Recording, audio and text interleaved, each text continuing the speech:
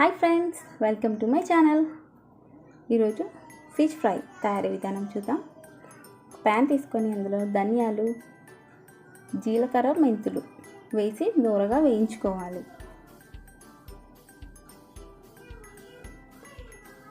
ఇప్పుడు అదే ప్యాన్లో 2 టీ స్పూన్స్ ఆయిల్,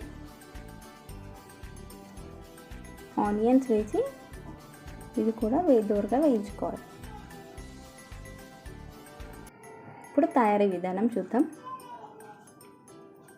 ధనియాలు, ఆనియన్స్ వీటిని మిక్సీలో పేస్ట్ చేసుకోవాలి.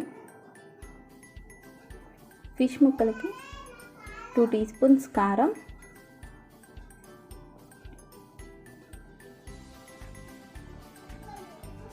1 టీ స్పూన్ పసుపు, తగినంత ఉప్పు,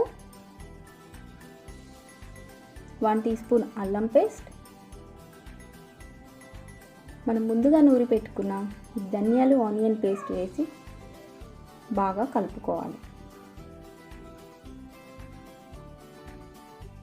ముక్కకి బాగా పట్టాలి మసాలా, బాగా కలుపుకోండి.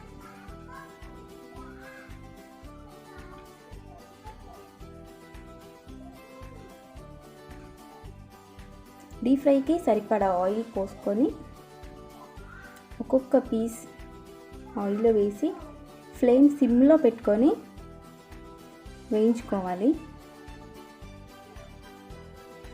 ఎంతో రుచికరమైన ఫిష్ ఫ్రై రెడీ.